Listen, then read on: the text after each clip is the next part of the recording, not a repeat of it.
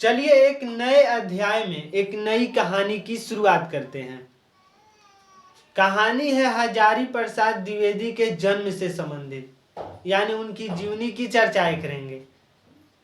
और 2024 की जो बोर्ड की परीक्षाएं होने जा रही है, खास तौर पर यूपी बोर्ड के लिए, इस तरह से प्रश्न 5 नंबर के पूछे जाते हैं। और इस 5 नंबर के प्रश्न को हल करने के लिए हमें बेहद ही महत्वपूर्ण हो जाता है कि 80 से 100 शब्दों के अंतर्गत में हम किन बिंदुओं पर ध्यान दें, यानी जीवनी से संबंधित कौन कौन से ऐसे बिंदु हो सकते हैं जिस पर अगर हम अच्छा उत्तर लिख सकते हैं। तो चलिए इस अध्याय की हम शुरुआत करते हैं।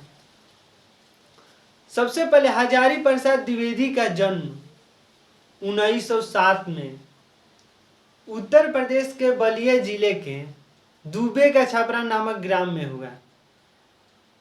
और उन्होंने संस्कृत तथा ज्योतिष का ज्ञान अपने पिता अनमोल दुबे से प्राप्त किया। यानी शुरुआत में जब उन्होंने ज्योतिष और संस्कृत का जो ज्ञान है उन्होंने अपने पिता पंडित अनमोल दुबे से प्राप्त किया।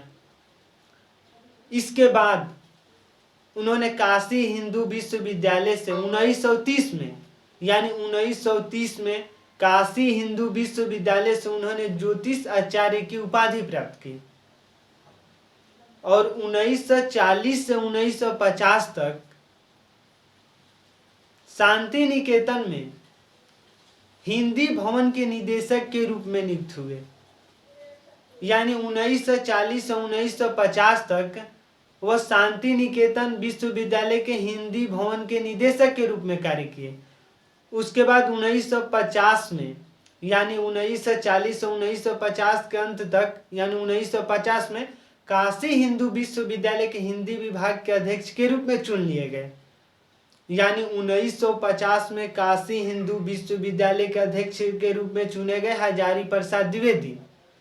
इसके बाद कुछ ही वर्षों बाद, यानी 7 साल बाद 1957 में इन्हें पद्म भूषण से सम्मानित कर दिया गया। यानी भारत सरकार ने हजारी प्रसाद द्विवेदी को 1957 में पद्म भूषण से सम्मानित किया। और 3 वर्ष बाद, यानी 1960 से 1966 के दौरान पंजाब विश्वविद्यालय के चंडीगढ़ में वह हिंदी विभाग के अध्यक्ष के रूप में भी चुन लिए गए। यानी लगातार उन्हें सफलताएं मिलती गई। 1960 से 1966 के दौरान उन्होंने पंजाब विश्वविद्यालय में, यानी चंडीगढ़ में, उन्होंने हिंदी विभाग के अध्यक्ष के रूप में कार्यभार को संभाला। और 1979 में उनकी मृत्यु हो जाती है। इस तरह से उनके जीवन से संबंधित, उनकी जीवन तथा साहित्यिक से संबंधित हम चर्चाएं कर चुके हैं। और 1979 में उनकी मृत्यु हो जाती है। इसके बाद जब हम उनकी कृतियां की बातें करते हैं, यानी उन्होंने कौन कौन से ग्रंथों की रचना किया है, यह बेहद ही महत्वपूर्ण हो जाता है। क्योंकि अच्छा उत्तर लिखने के लिए ग्रंथ भी, उनके जो लेखन है यानी उनकी कृतियां है वो भी लिखना पड़ता है। तो उनकी कृतियां की बातें करें तो उन्होंने लगभग अनेकों ग्रंथों की रचना किया है। जैसे उनकी बातें करें तो निबंध संग्रह, आलोचना साहित्य, इतिहास से जुड़े ग्रंथों को भी लिखा है और उपन्यास से भी जुड़े ग्रंथों को लिखा है। यानी निबंध संग्रह का जो अध्ययन उन्होंने, निबंध संग्रह से जुड़े ग्रंथों का जो उन्होंने लेखन किया है, निबंध संग्रह में उनका है विचार वितर्क, अशोक के फूल, विचार प्रवाह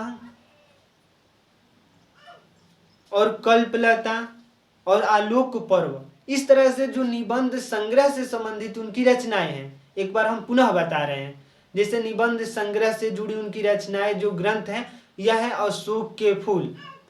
उसके बाद है विचार प्रवाह, विचार और वितर्क, कल्पलता, आलोक पर्व।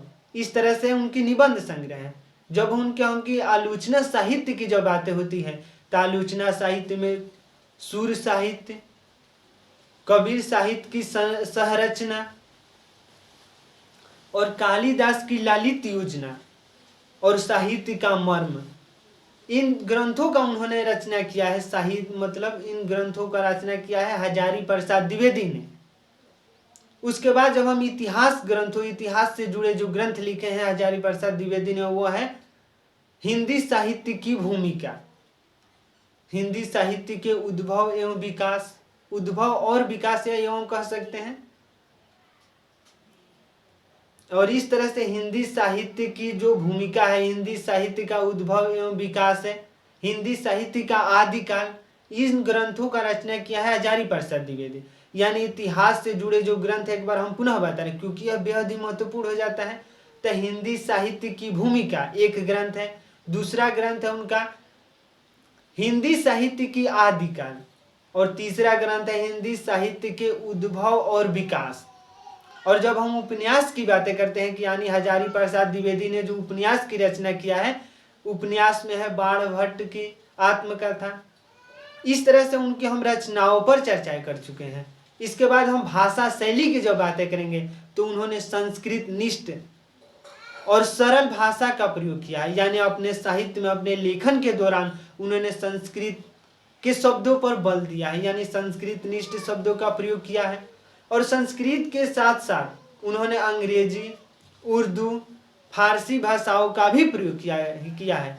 यानी हजारी प्रसाद द्विवेदी ने अपने लेखन में अंग्रेजी, उर्दू, फारसी के प्रचलित शब्दों का प्रयोग किया है अपने लेखन के दौरान।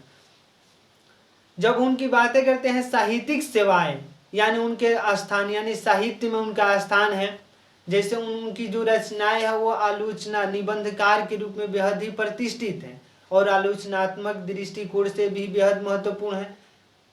तो इस तरह से उनकी जो स्थान है हिंदी साहित्य में काफ़ी श्रेष्ठ है। तो आज के इस एपिसोड में हम हजारी प्रसाद के जीवन से संबंधित, उनकी रचनाओं से संबंधित, यानी उनकी कृतियों से संबंधित तथ्यों को जाने, उनकी भाषा शैली को हम जाने, और उनका जो हिंदी साहित्य में जो स्थान है, उनका स्थान है आलोचनात्मक रूप से, निबंधकार के रूप में, और इस तरह से हम उनके बारे में समझें। तो यह वीडियो कैसा लग रहा है? अगर वीडियो अच्छा लग रहा है, कुछ सीख पा रहे हैं इस वीडियो के माध्यम से, तो हमारे चैनल को कर दीजिए सब्सक्राइब, ताकि हमारे द्वारा अपलोड किया गया हर वीडियो आपके पास सबसे पहले पहुंच जाए, और हम तथा हमारी टीम भी यह उत्साहित महसूस करें कि यूट्यूब की इस दुनिया में कुछ अच्छा कार्य कर रहे हैं। तो हमें दीजिए इजाज़त। धन्यवाद। Thank you.